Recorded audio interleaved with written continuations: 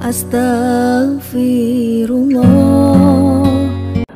Wassalatu wassalamu ala asrafil anbiya'i wal mursalin Muhammadin wa ala alihi wa sahbihi ajma'in, amma ba'd. Di antara anugerah yang Allah anugerahkan kepada kita di bulan Ramadan, bahwa di bulan Ramadan tadi saya sudah katakan adalah bulan kemenangan, bulan di mana kita bisa mengalahkan musuh-musuh kita. Yang pertama, hawa nafsu. Yang kedua, asyaitan. Dan yang ketiga, orang-orang kafir yang menyerang Islam. Adapun hawa nafsu bisa dikalahkan dengan puasa, dan sudah saya jelaskan. Yang kedua, syaitan. Di bulan Ramadan kita tahu bahwa setan itu terikat dan diikat. Kata Nabi SAW, "Idza ja'akum Ramadan futihat abwabul jannah wa ghulliqat abwabu niran wa suffidatis syayatin." Apabila datang bulan Ramadan, semua pintu sorga dibuka, semua pintu neraka tertutup rapat, dan setan-setan terikat dan dibelenggu.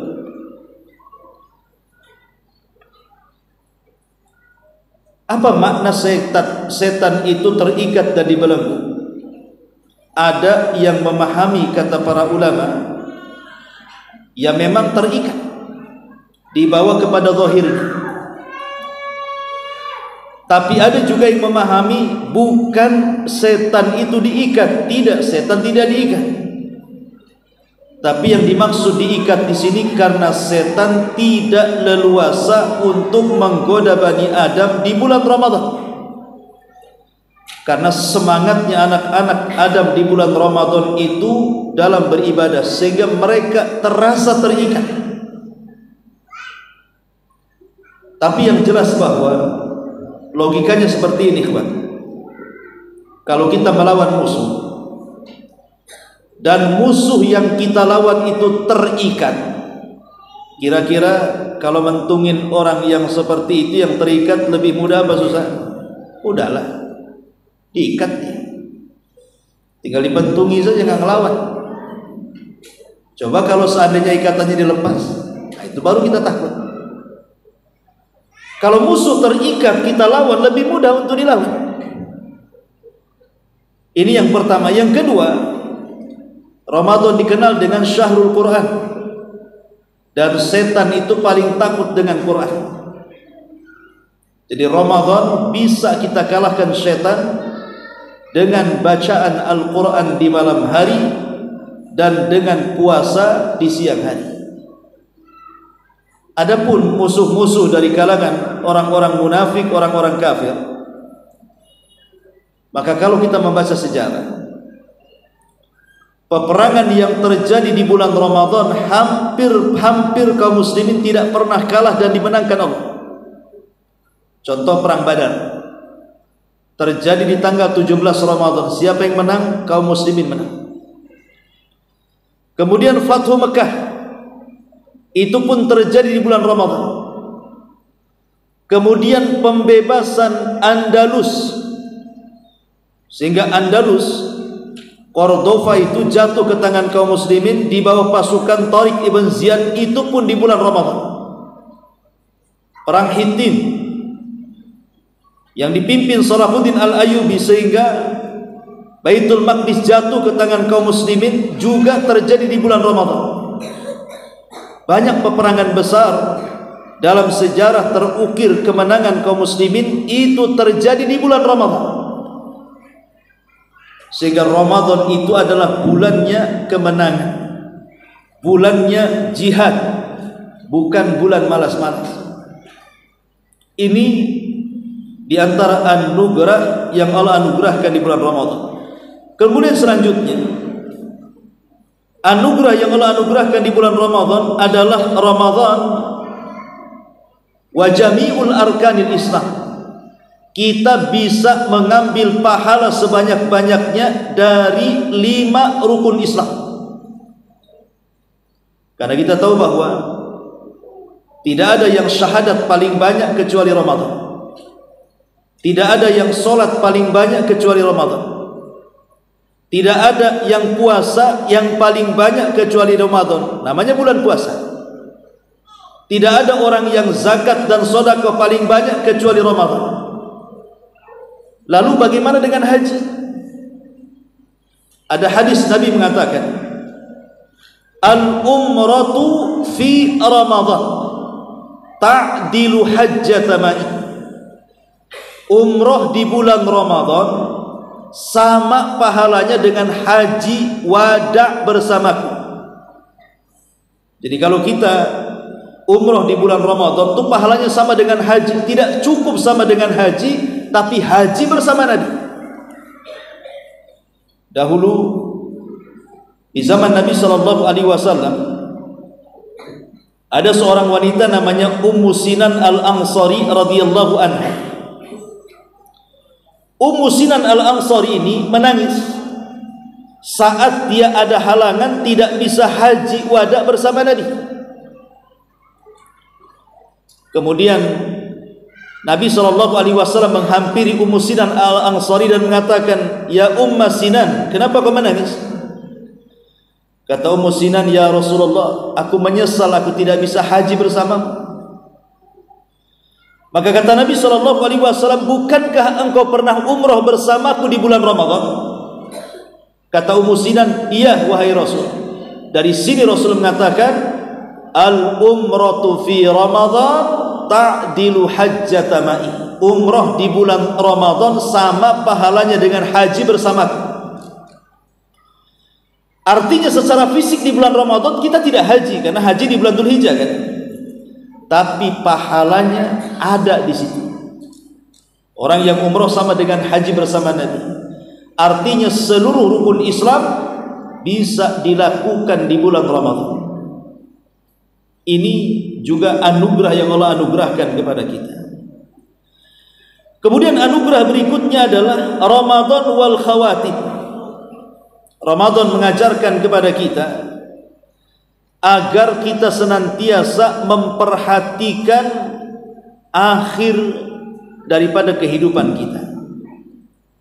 Jangan sampai kita wafat dalam kondisi su'ul khatimah, tapi mintalah wafat kepada Allah agar kita husnul khatimah. Karena sesuatu apapun yang terbaik itu akhirnya, bukan awal atau tengahnya. Makanya Rasul mengatakan al-a'mal bi khawatimiha, amal itu ditentukan akhirnya. Segala sesuatu yang akhir itu indah.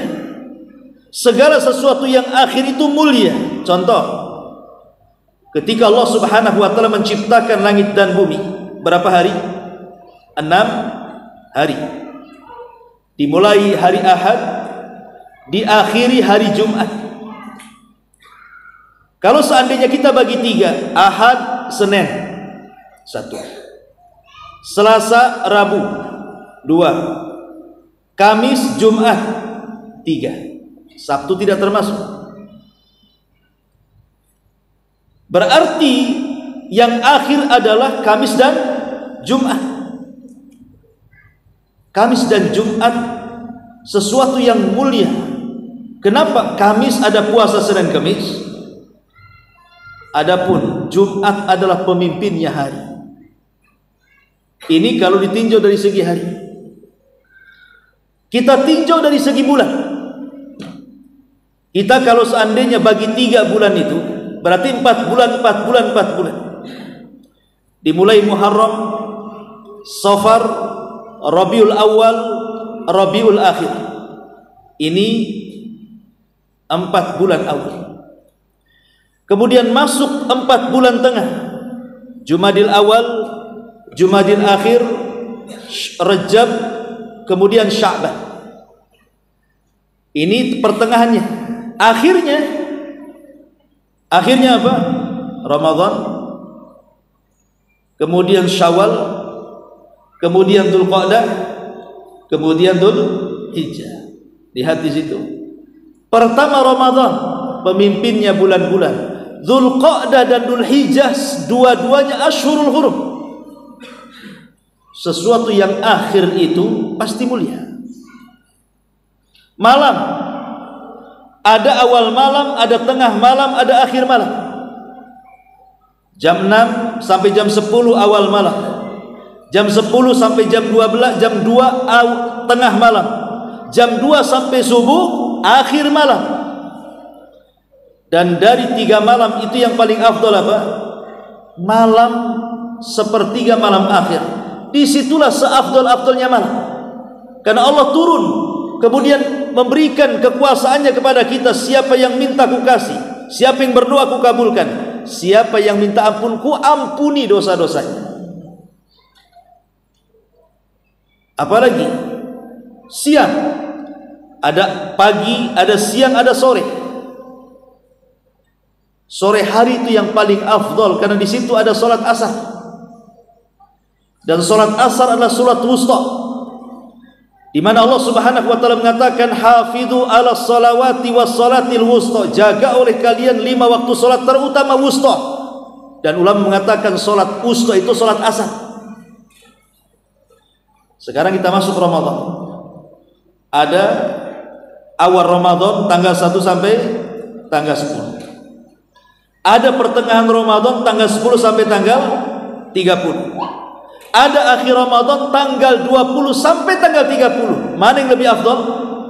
Akhir Ramadan. Makanya Allah Subhanahu wa taala berfirman, wal fajri walayalin ashri. Demi waktu fajar dan demi malam-malam yang 10. Allah bersumpah dengan malam-malam 10. Para ulama tafsir memahami malam-malam 10 dalam surat ini artinya ashrul awakhir min Ramadan, 10 akhir Ramadan. Kenapa Allah jadikan sumpah? Karena di situ ada malam Lailatul Qadar. Di situ ada malam Lailatul Qadar, yang Allah katakan Lailatul Qadri khairun min alfi syahrin.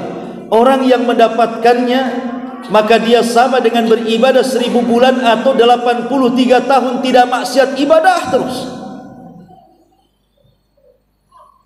Artinya harusnya semangat ibadah di bulan Ramadan itu bukan diporsir awalnya,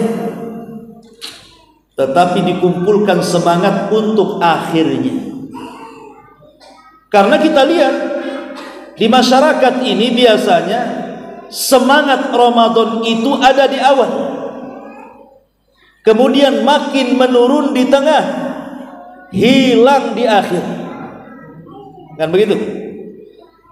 1 sampai tanggal 10 semangat 45, di mana-mana masjid membludak. Kalau seandainya ada masjid lantai 5, mungkin 5 lantainya penuh. Kalau di awal, sampai ke tempat sandal pun jadi tempat sholat dikasih terbang. Itu permulaan. Hanya 10 awal saja. Nanti itu 10 tengah mulai ada kemajuan, makin maju ke depan. Bukan maju ke belakang, maju ke depan saf. Yang di teras masuk ke dalam, yang di dalam masuk ke saf lagi ke depan imam. Nanti akhir Ramadan itu puncaknya, puncak sepinya. Karena orang sudah malas ke masjid, sudah pusing mikir pulang kampung, pusing mikir beli pakaian anak-anak, pusing renovasi rumah mau lebaran. Yang ibu-ibu sibuk masak kue untuk lebaran, beli 100 toples untuk lebaran, macam-macam, ganti gorden, ganti cat, macam-macam. Padahal sebenarnya Ramadan itu mengajarkan kepada kita bahwa amalan yang terbaik itu akhirnya, bukan awal ataupun tengah. Makanya Aisyah radhiyallahu anha ketika menceritakan Nabi sallallahu alaihi wasallam, apa kata Aisyah? Kana an-nabiy sallallahu alaihi wasallam idza dakhala al-ashra shadda mizarahu wa ayqadha ahlahu. Nabi itu kalau masuk di 10 akhir Ramadan, kan dia kencangkan sarungnya. Apa makna mengencangkan sarung? Meninggalkan istri-istrinya. Istri Nabi 11 ditinggalkan, fokus untuk ibadah, iktikaf di masjid. Itu yang dilakukan Nabi. Kita bukan mengencangkan sarung, mengendorkan sarung. Rasul membangunkan keluarganya, disuruh ke masjid juga, suruh iktikaf. Kita malah ditidurkan sama keluarganya. Tidak usah ke masjid, di rumah saja. Itu bukan iktikaf, kelon namanya. Ma'asyiral muslimin yang dimuliakan Allah Azza wa Jalla, lah Ramadan itu mengajarkan kepada kita khawatim bahwa segala sesuatu itu pasti yang bagus itu akhirnya. Umur manusia saja begitu. 1 tahun sampai 15 tahun awal, 15 tahun sampai 40 tahun tengah, 40 tahun sampai mati itu akhir. Dan produktifnya manusia itu 40 tahun ke atas. Kalau dia bisa sadar, dapat taufik, dapat hidayah, maka dia bisa husnul khatimah. Tapi lewat 40 tahun, makin tua-tua keladi, makin tua makin jadi apa? Ya, jadi macam-macam. Maka susah tu dapat taufik. Intinya bahwa Ramadan mengajarkan kepada kita bahwa akhir sesuatu itu indah. Maka Ramadan, jadikan akhir Ramadan itu untuk indah dalam beribadah. Ini juga anugerah dari Allah Azza wa Jalla. Kemudian anugerah berikutnya adalah Ramadan wal mustajab di doa. Bahwa Ramadan itu adalah tempat istijabahnya doa. Ketika ada seorang sahabat Badui datang kepada Rasul, "Arabbuna ba'idun fanunadi, am qaribun fanunaji?" Rasul, apakah Tuhan kami itu jauh sehingga kalau berdoa itu kami harus berteriak-teriak, ataukah Tuhan kami dekat sehingga cukup berbisik-bisik saja? Maka Rasul diam. Turun surah Al-Baqarah ayat 185 atau 86. Wa idza sa'alaka ibadi anni fa inni qarib ujibu da'watad da'i idza da'an falyastajibuli wal yu'minu bi la'allahum yarshudun. Apabila hamba-hambaku bertanya kepadamu wahai Muhammad soal aku, katakan aku dekat. Aku yang mengijabah setiap doa-doa orang-orang yang berdoa kepadaku. Ayat tentang kedekatan Allah dan ayat tentang pengabulan doa-doa hambanya di hadapan Allah ini terjepit di antara ayat-ayat Ramadan. Karena mulai dari ayat 183 surah Al-Baqarah sampai 185 itu cerita Ramadan. Baru 186 inilah ayat yang tentang wa idza sa'alaka ibadi anni fa inni qarib. Kemudian ayat 187-nya juga bicara Ramadan. Jadi ayat tentang doa itu terapit di antara ayat-ayat Ramadan. Apa faedahnya? Faedahnya bahwa Allah itu lebih dekat kepada kita di bulan Ramadan dibandingkan di luar Ramadan. Allah itu lebih mudah mengabulkan doa-doa kita di bulan Ramadan melebihi di luar Ramadan. Dan saya ingatkan kepada jemaah sekalian, memang Ramadan jam berapa saja kita berdoa kepada Allah mustajab. Karena siangnya kita puasa, malamnya kita tarawih.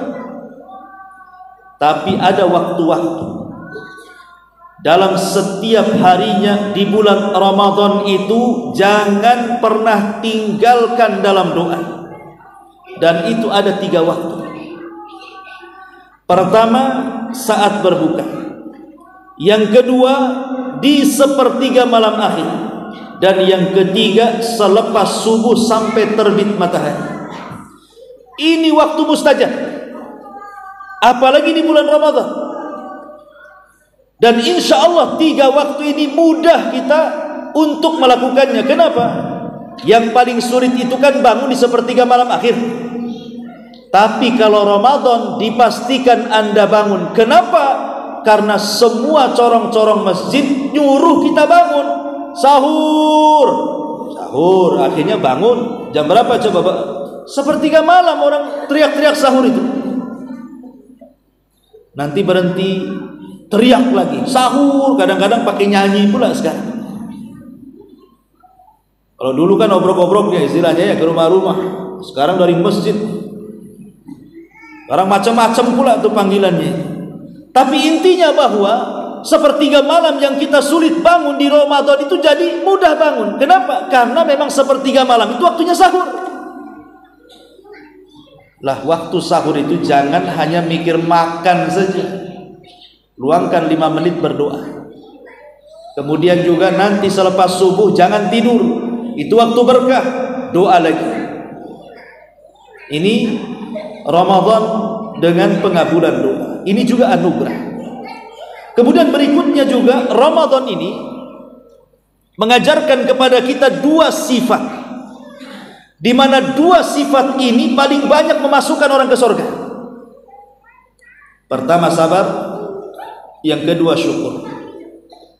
Sabar itu separuh agama, syukur itu separuh agama. Kalau digabungkan sempurna agama. Dari mana 2 sifat ini muncul? Pertama sabar, dimunculkan dari puasa. Karena orang puasa itu mengumpulkan 3 kesabaran.